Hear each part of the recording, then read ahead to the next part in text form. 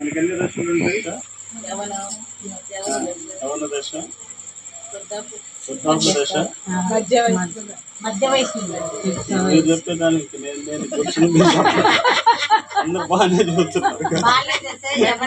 మధ్య వయసు, వృద్ధాప్యం. ఇంకెందుకు చెప్పేది నేను ఇంకా అందరు చూస్తుంటాను.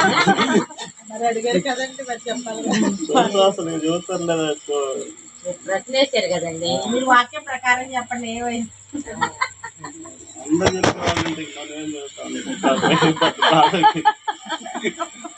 దేవుని నామానికి న్యాయం కలుగునుగాక.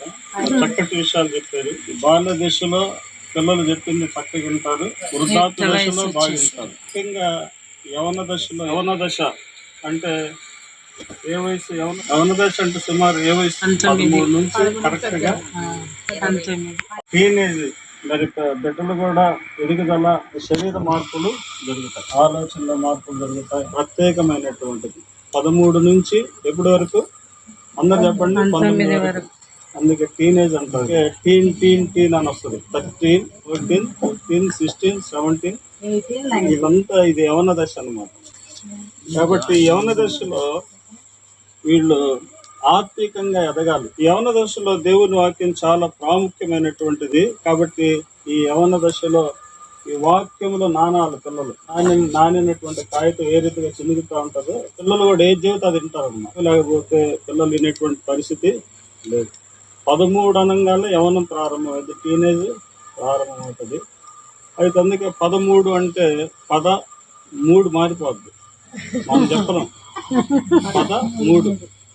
ఇట్రా అంటే అటు వెళ్తారు, ఇటు కూర్చోంటే అటు కూర్చుంటారు, ఇటు చూడంటే అటు చూస్తారు. అంటే 3 మారేటువంటి ఏజ్ ఇది.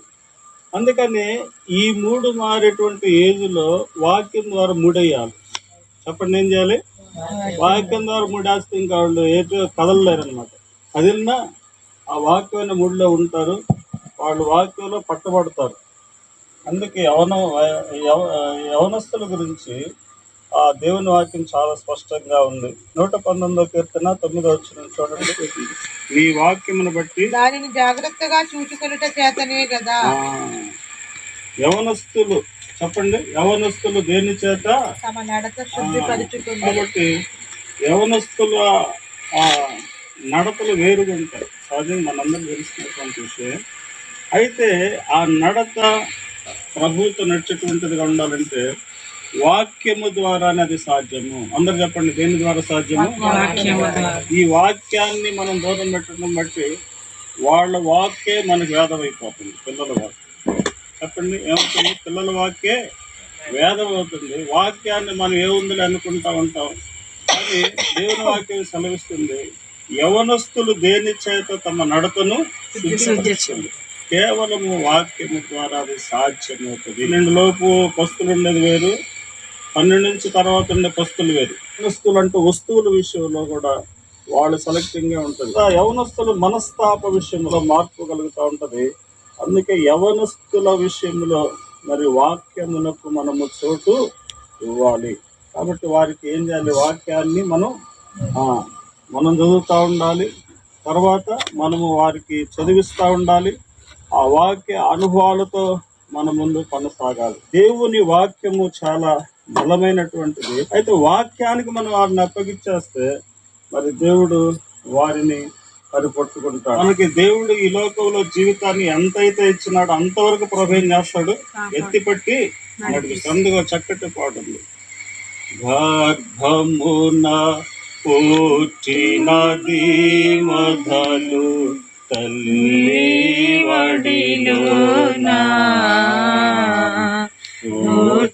కూర్చుండినది మొదలు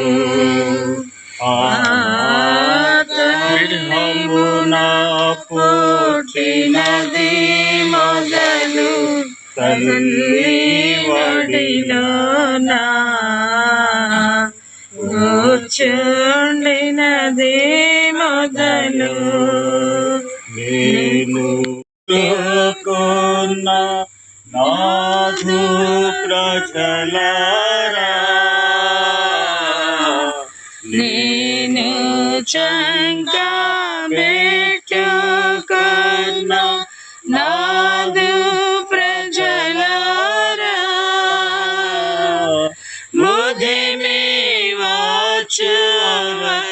నిన్ను ముదిమి వాచు వరకు నిన్ను ఎత్తుకొను వాడను నేనే ఎత్తుకొను వాడను నేనే.